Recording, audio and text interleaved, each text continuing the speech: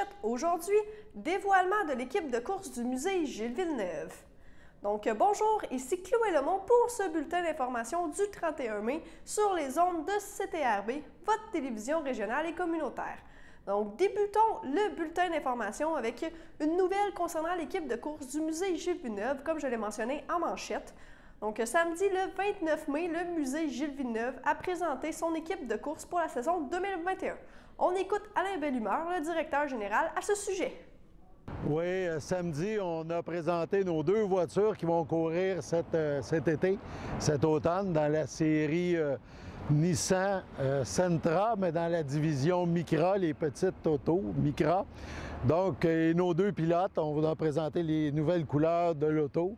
Évidemment, ça rend un hommage à Gilles Villeneuve. Ça nous aide au musée Gilles Villeneuve, cette équipe-là, à perpétuer le souvenir de Gilles Villeneuve au fil des ans et des générations.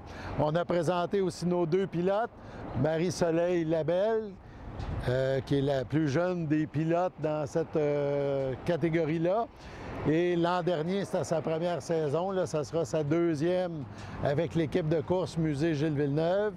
Et son coéquipier, parce que là, on a quelqu'un d'expérience avec elle qui va y aider aussi à progresser, c'est Nicolas Barrette.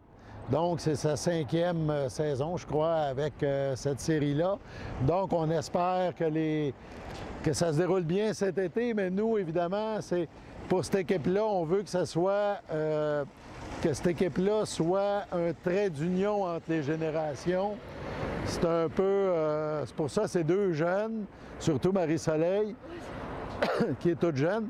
Donc, on veut, évidemment, le musée Gilles Villeneuve, il y a une partie des gens là, qui connaissaient Gilles, qui sont plus âgés.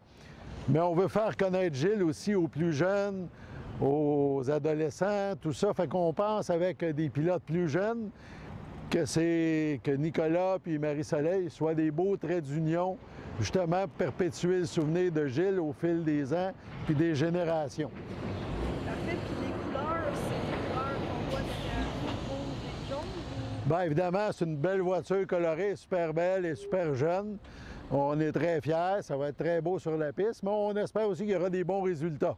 Oui, c'est ça. Ça commence quand, Il y a évidemment, la pandémie modifie un peu l'horaire, mais on sait que dans l'horaire, durant l'été, il y aura deux courses au Mont-Tremblant. C'est-à-dire deux visites au Mont-Tremblant, une en début de saison, une à l'automne. Et c'est presque réglé, là, le Grand Prix de Trois-Rivières, entre autres, qui, pour nous, sera une belle visibilité là, pour l'équipe du musée Gilles Villeneuve. On sait qu'à Trois-Rivières, Gilles Villeneuve a fait des courses exceptionnelles. Fait que c'est un nom là, qui est très, très lié au Grand Prix de Trois-Rivières. Fait qu'on va être très fiers, toute l'équipe, d'être sur la piste aussi à Trois-Rivières. Passons maintenant à une nouvelle du côté littéraire. Donc, Pauline Lapointe-Chirac présente un récit autobiographique qui se nomme « Au seuil d'une porte ». Donc, elle raconte sa vie dans ce récit, en fait. Donc, on l'écoute. La première fois, quand j'ai écrit mon livre, ça s'est fait très, très vite parce que j'ai eu une amie qui habite en Floride l'hiver. Et tous les hivers, elle a fait partie d'un club de lecture et puis ils font venir des invités du Québec, des écrivains du Québec. Alors, elle me dit, elle savait que j'étais en train d'écrire mon livre, elle me dit, si tu veux, il y a une personne la personne de février ne pourra pas venir, elle ne peut pas venir. Alors, il faudrait qu'on la remplace. Elle me dit, pourrais-tu venir parler de ton auteur préféré ou quelque chose? J'ai dit non. Si j'y vais, je vais avoir mon livre dans les mains, puis je vais parler de mon livre. Alors là, et pas longtemps après, bien c'était en novembre, alors il y avait le Salon du livre à Montréal. Fait que je suis allée passer presque les 5 jours du Salon du livre à Montréal, juste pour découvrir comment c'était. Puis là, j'ai fait à croire que j'avais ma fille qui voulait avoir un livre prêt à publier, comment s'y prendre. Mais puis j'allais rencontrer les auteurs, voir tout leur enthousiasme.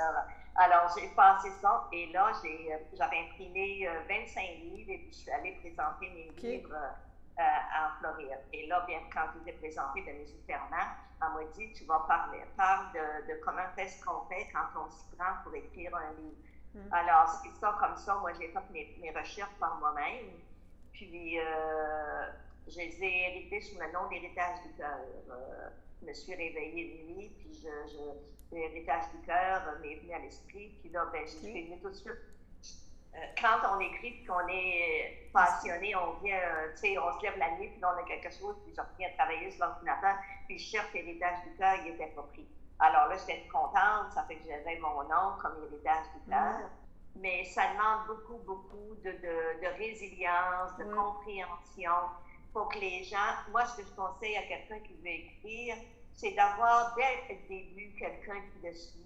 Parce que si la personne arrive et que là, qu'elle a 150 pages d'écrit, puis que tu sais, parce que moi, c'est ça qui m'a aidé, je prenais des cours d'écriture.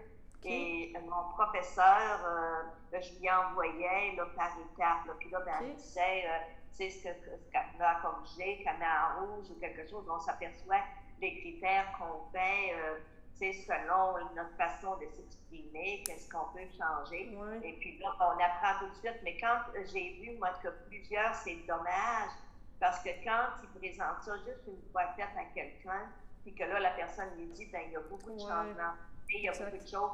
Mon livre, qui sont 3 livres, ils ont 3 vies différentes. Tu vois, les livres bilingues, ils se trouvent, ils peuvent faire le tour du monde. Là, j'ai même vu que dans les aéroports, il y a une agence, là, je ne les ai pas encore contactés, mais je veux les contacter. Il y a une agence qui est juste pour qui fait qui est dans le réseau des aéroports à travers le monde. Alors, puis eux autres, ben, ce qu'ils demandent, c'est que des livres soient déjà en 2 langues, tout ça.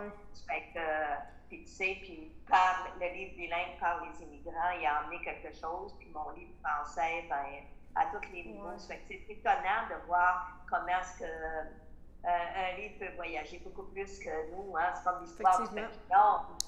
Passons maintenant à la première pause. Le restaurant chez Patrice est présentement fermé pour des raisons médicales. Merci à nos chers clients de leur compréhension en espérant vous revoir très bientôt. Mon nom complet, c'est Christine, ça c'est le prénom. Et mon nom de famille, c'est Ninga Nguema. Je ne suis pas femme de ménage. Donc, j'ai une formation de préposé axée sur la sécurité. C'est-à-dire que je fais de l'accompagnement à quelqu'un qui est un début d'Alzheimer. Je dois savoir, avant d'arriver chez eux, la coordinatrice me donne le feedback. La personne est C. Tu dois faire attention à C. C'est pas sa femme de ménage, c'est plus que femme de ménage. Mais il faut d'abord que tu aimes ce que tu vas faire. Si tu n'aimes pas ce que tu vas faire, tu n'as pas de place.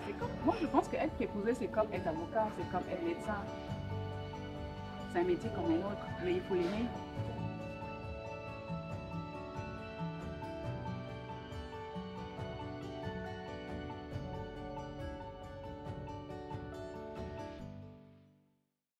Sachez que vous pouvez nous faire part de vos commentaires, soit pour une annonce gratuite sur notre babillard ou toute autre suggestion en nous rejoignant par téléphone au 450-836-5103, 450-836-5103, ou bien par courriel tvcberthierville@hotmail.com, sur Facebook en écrivant Facebook CTRB. Et surtout, n'hésitez pas à visiter notre chaîne YouTube afin d'y retrouver une grande partie de notre programmation sur YouTube CTRB. Les émissions sont classées par catégorie, vous permettant de chercher moins longtemps.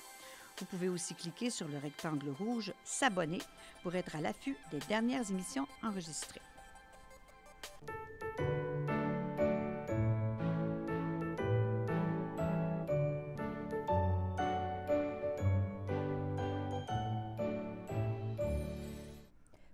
Anniversaire. En ce 31 mai, la FADUC de l'Île-du-Pas souhaite un joyeux anniversaire à Serge Soulière. Si c'est votre anniversaire aujourd'hui, bon anniversaire à vous de toute l'équipe de CTRB. Passons maintenant à une autre nouvelle du côté culturel cette fois-ci. Donc, comme mentionné vendredi, voici 2 entrevues avec les diffuseurs de la nouvelle salle de spectacle à Repentigny, donc le théâtre Alphonse Desjardins. Donc, premièrement, on écoute M. Claude de Grandpré, qui est directeur général chez Diffusion Hector Charland, et Evelyne Chagnon, qui est directrice générale adjointe. Bien, premièrement, c'est né d'un besoin. En fait, nous, on développe la diffusion à l'Assomption depuis une vingtaine d'années. Et ça fait vraiment 10 ans où on se disait, mon Dieu, ça nous prendrait une autre salle parce que je dirais les artistes où la production de spectacles évolue. Puis parfois, la grande salle à l'italienne, c'est pas toujours la bonne salle. Tu sais, on dit toujours faire le bon spectacle dans le bon lieu. À un moment donné, notre lieu n'était pas toujours adéquat. Il était surtout aussi très, très occupé. Donc, nous autres, on était à pleine capacité tout le temps. Alors, quand Repentigny a dit, nous, on veut une salle de spectacle, bien, on va vous aider, on va travailler avec vous, on va bâtir un projet ensemble. Puis, c'est plus que 10 ans de travail là, pour partir de on va-tu dîner au restaurant pour jaser, puis l'inaugurer aujourd'hui. C'est Evelyne qui est directrice artistique, donc c'est elle qui fait la programmation dans les deux salles. Alors, c'est elle qui a le défi de trouver la solution. Oui. Je peux venir si tu veux. Parfait, merci.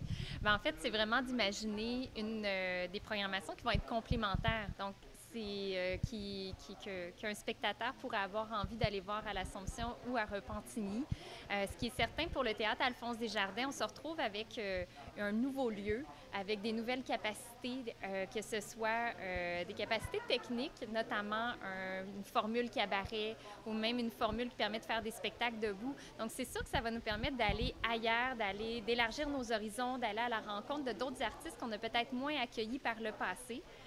L'objectif, ça va être vraiment de trouver le spectacle qui va convenir à la meilleure salle.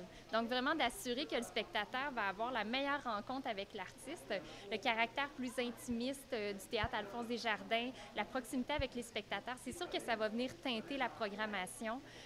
On va travailler avec différents partenaires, notamment le Théâtre Advienne que pourra, avec qui on a une grande collaboration, qui va faire des projets pour, entre autres, public jeunesse, mais même public adulte. On réserve quelques surprises dans les prochaines semaines. On a d'autres collaborations aussi, que ce soit avec le Centre d'art Diane Dufresne. Donc, c'est sûr que l'espace culturel amène plein de nouvelles possibilités. C'est un lieu aussi, on parle beaucoup de la scène, de l'espace où on accueille les artistes, mais il y a d'autres lieux, que ce soit le parvis à l'extérieur ou encore le foyer qui est très lumineux, très spacieux, avec un escalier en estrade qui va permettre aussi d'avoir d'autres types de spectacles qu'on va pouvoir présenter. Il y a certainement des artistes qu'on va accueillir on a envie d'être près des artistes, de les accompagner dans la création de leur spectacle. Donc, il y en a certains qui vont... qu'on va accueillir en résidence de création pour ensuite les accueillir soit au Théâtre Alphonse Desjardins, puis ensuite au Théâtre Hector Charland. L'idée, c'est d'accompagner les artistes, de leur offrir le meilleur soutien, puis les lieux qui seront les plus adaptés à leur spectacle. Dès cet été, on a quand même une programmation qui va se promener. On va débuter avec la revue musicale 2, qui met en vedette Marc-André Fortin, René Wilkin, Margot. Donc ça, c'est de la mi-juin à la mi-juillet. Ensuite, on a une série d'humour avec Maude Landry, Guillaume Pinault, Simon Delille, Martin Vachon. On a des projets en théâtre jeunesse, en cirque. Puis aujourd'hui, en fait, dans les prochains jours, on met en vente des spectacles comme Anne-Élisabeth Bossé qui va proposer un spectacle en humour. Il va y avoir Dumas, Ariane Moffat. On a également Pierrière et Roy Desmarais. Puis c'est une salle qui est conçue pour accueillir tous les arts de la scène. Donc autant du théâtre, de la musique, de la chanson, de la danse, du cirque. Donc il va y en avoir vraiment de toutes les disciplines. Puis on veut rejoindre les citoyens de tous âges. Donc il va y avoir des spectacles qui dès la petite enfance aussi, les petits spectateurs vont se retrouver aussi dans notre programmation, là. ARA Musique sera le diffuseur spécialisé. On écoute donc Gisèle Côté, qui est directrice générale et artistique à ce sujet. Nous, on est le diffuseur spécialisé. Non pas le diffuseur officiel, parce que nous sommes 2 diffuseurs dans le théâtre. Il y a le diffuseur pluridisciplinaire, Hector Charland, et le diffuseur spécialisé, l'ARA Musique. Donc, nous, on présente des concerts en musique classique, en musique jazz et en musique du monde.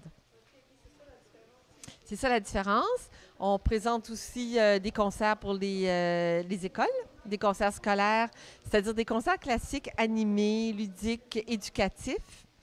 Et on va présenter dans le Nouveau Théâtre une série Apéro Jazz en formule cabaret, donc dans le créneau jazz vraiment spécifique.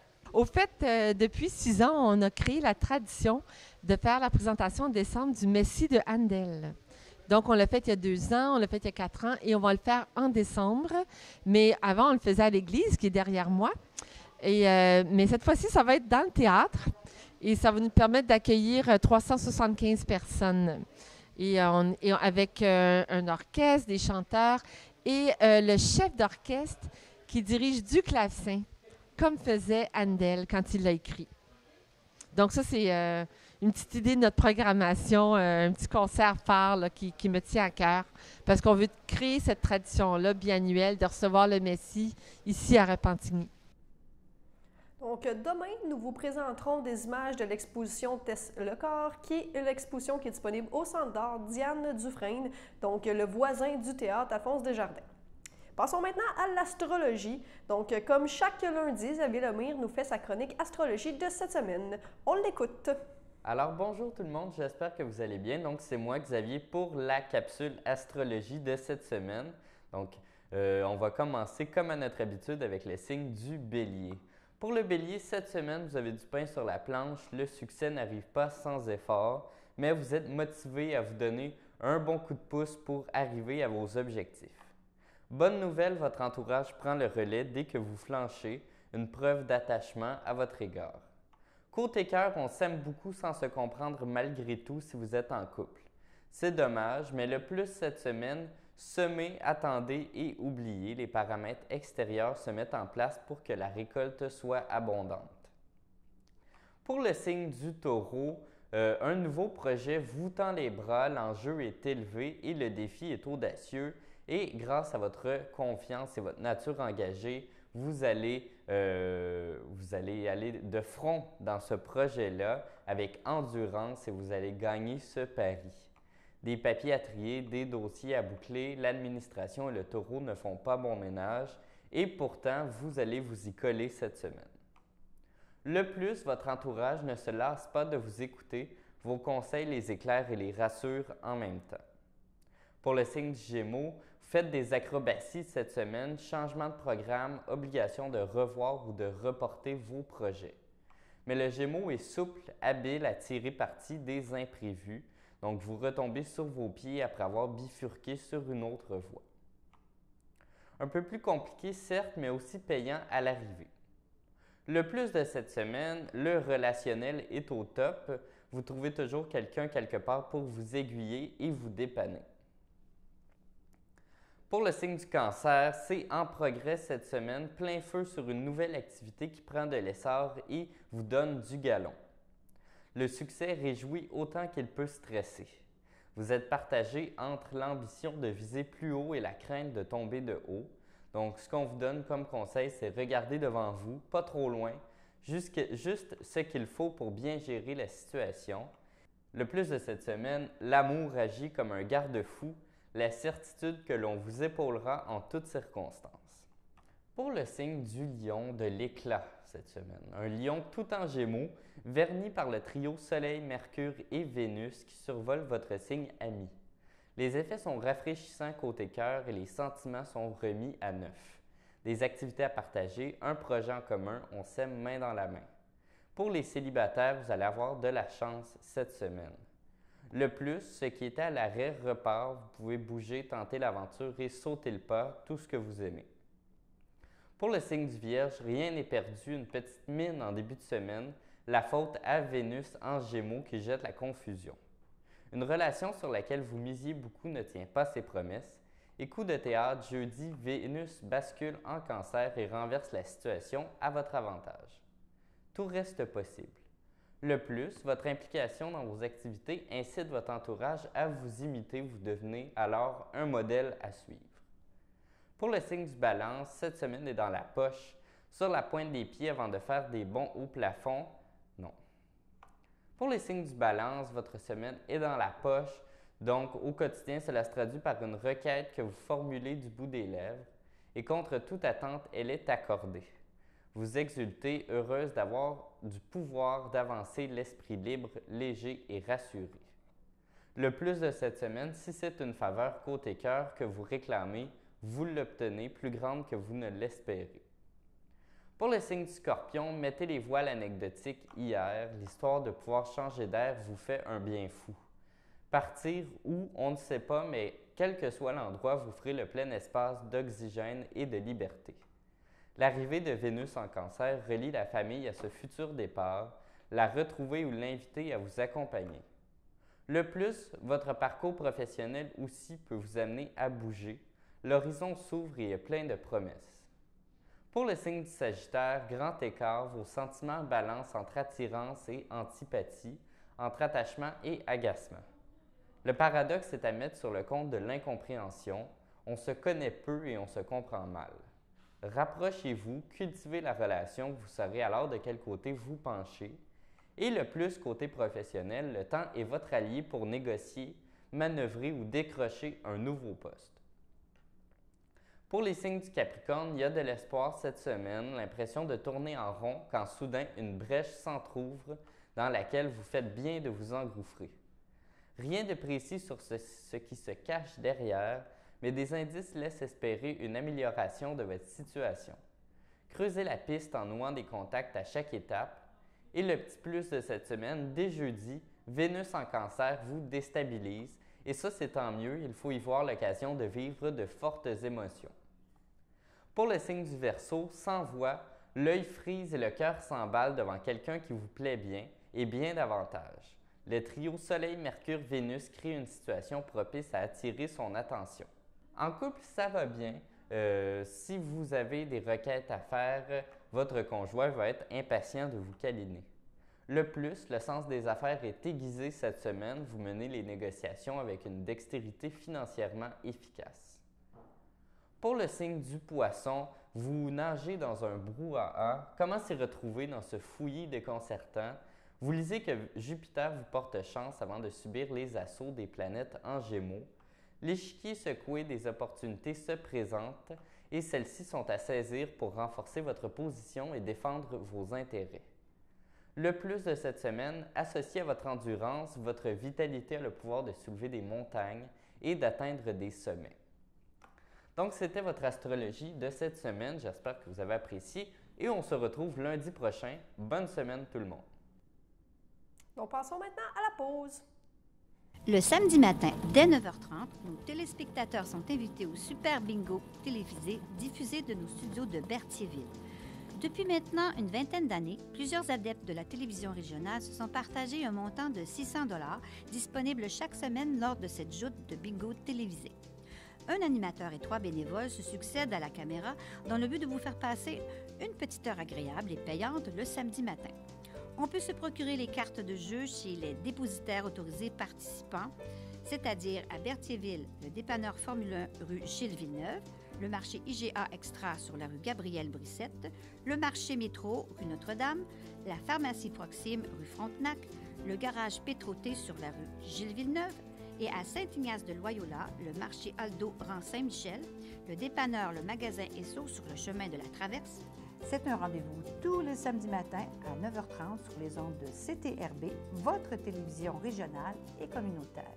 Je m'appelle André Jaudry, j'ai 57 ans et je suis préposée d'aide à la vie domestique depuis bientôt 8 ans. C'est très difficile de résumer en un seul mot ou une seule émotion tout ce que ça m'apporte parce que c'est riche de sens de toutes sortes de façons. Ce travail-là, pour moi, dans mon cas, ça m'a réconcilié avec le monde du travail parce que je ne pensais pas qu'on pouvait gagner notre vie en ayant ce sentiment-là, en étant si heureux d'aider, puis on se sent utile, puis on se sent attendu, puis on sent que, je sens que mon travail est important, pas juste pour ces personnes-là, mais pour la société aussi.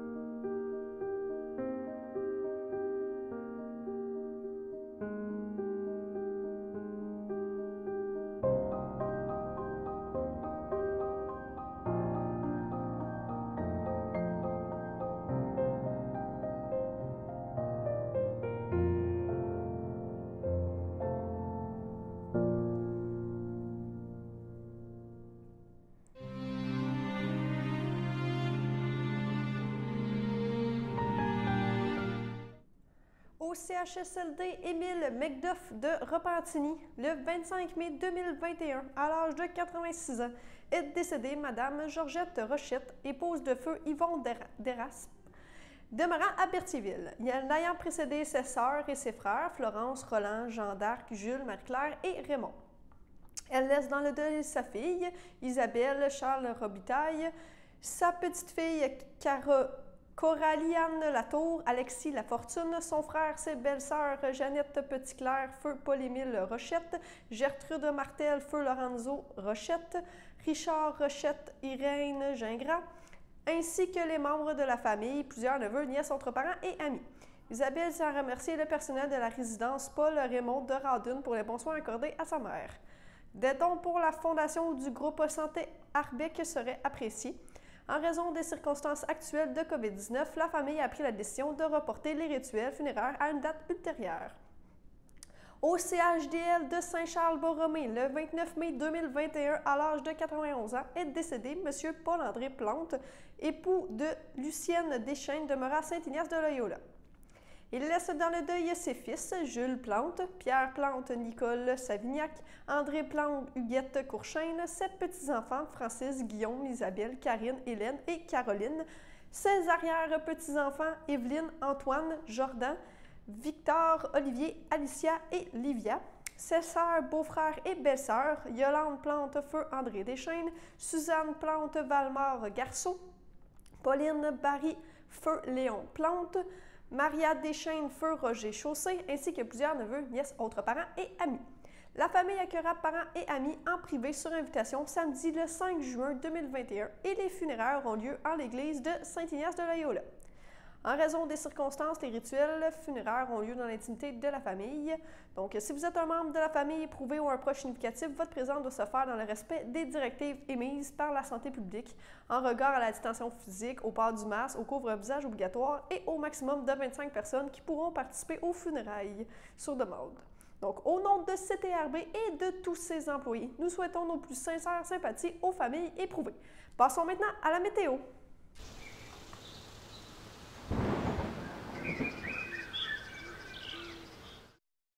Donc, bonjour à toutes et à tous. Donc, Chloé Lemont pour la météo aujourd'hui. Donc, si on regarde ce soir et cette nuit, ce soir, température de 15, ressenti à 15, avec soleil et un passage nuageux. Et pour ce qui est de cette nuit, évidemment, c'est passage nuageux aussi. Donc, pour demain matin, c'est une température de 14, ressenti 14, avec des probabilités de pluie de 30%. Et pour demain, en après-midi, c'est une température ressentie de 24, température de 24 aussi. Et il y a probabilité, encore une fois, de 40% de pluie, donc il risque de mouiller, c'est à peu près 1 mm de pluie. Et pour ce qui est de demain soir, température de 20 pour demain soir avec 20 degrés de température ressentie. Pour mardi, dans la nuit, c'est une température de 11 avec passage nuageux. Pour ceux qui ont des allergies comme moi en ce moment, donc les allergies, le pollen est très élevé, donc attendez-vous à moucher et à ne pas oublier votre pilule d'allergie. Donc c'était tout pour la météo. Bonne journée! Donc, c'est complet pour votre bulletin d'information. Alors, bonne fin de journée. On se retrouve demain.